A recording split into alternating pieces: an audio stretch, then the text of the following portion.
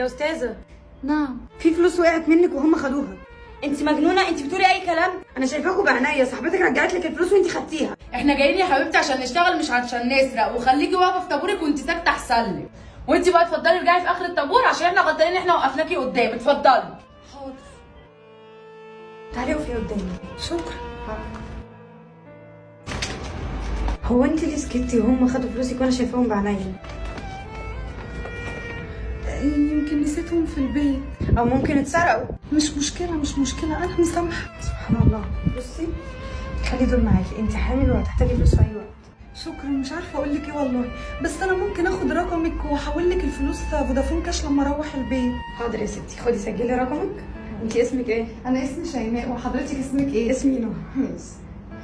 بصي ده رقمي. تمام. انا رنت عليكي اهو. ماشي. تمام.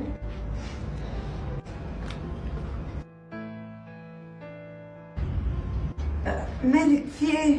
تعبانه شويه. المفروض والله الاستاذه اللي قدام تحس يعني وتوقفك قدام. جرايه يا ستي يا ام قلب حنين، مش ناقصين والنبي افلام دراميه على الصبح، واخرسي بقى شويه وخلينا نخلص. والله هو المفروض. خلاص انا تمام يا استاذه. بقول لك ايه، انا نفسي اخش الحمام قوي بس خايفه يندهوا عليا. طب بصي ادخلي انت ما تقلقيش، ولو ندوا عليكي انا هرن عليكي واقول لهم ان انت هنا ويستنوكي. ماشي، ربنا يخليكي. شكرا. نعم. شكرا. يلا يا جماعه جاهزين للانترفيو؟ اه يا فندم جاهزين. انا معلش بس ممكن ثواني بس عشان في واحده حامل معانا ودخلت الحمام. يا استاذه ماليش علاقه بالكلام ده، انتوا المفروض كلكم دلوقتي تخشوا على الانترفيو. معلش بس ده هي تعبت قوي ودخلت الحمام، انا هرن عليها دلوقتي. طب وانت شايله همها ليه؟ ما تبص لمصلحتك. معلش بس دي حلقه انسانيه وهي تعبت وكان لازم تخش الحمام. واحنا مالنا احنا بالكلام ده؟ احنا عايزين نخش الانترفيو لو سمحتي يا استاذ. ايوه احنا مالناش دعوه بحد، احنا اصلا جاهزين، يعني المفروض ندخل. طب خلاص تعالوا اتفضلوا انتوا، لما تيجي انا ادخلها. طب معلش يا استاذ ممكن بس استاذنك انا استناها وانا هستعجلها في التليفون. خلاص تمام، استنيها واول ما تيجي ادخلي بيها. انت ما بترديش لي؟ مش وقته. هطلع رسالة.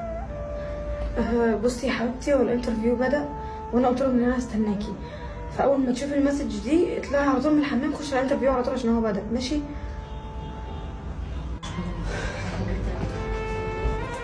هو انت ايه اللي انت عملتيه بره دوت؟ احنا المفروض اصلا نبقى عدد قليل عشان خاطر نتقبل في الوظيفه، مش يمكن هي اللي تاخد مننا الوظيفه عشان هي حامل بقى وتتصعبن عليهم والكلام ده.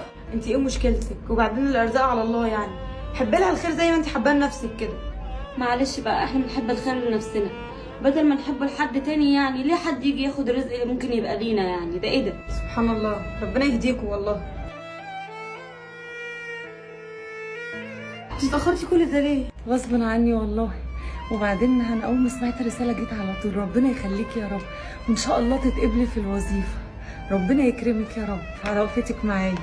الاستاذه شيماء. نعم. يلا عشان الانترفيو. والله يا شيخه انت منك لله، انت اللي هتتسببي في ان هي تتقبل عننا. ربنا يكرمك. انا مش عارفه ايه الناس دي بجد. بصوا يا شباب، احنا هنعمل الانترفيو هنا، وصاحبه الشركه هي بنفسها اللي هتطلع تعمل الانترفيو معاكم هنا. تمام. هقدم لكم صاحبه الشركه. ايه ده؟ وقفت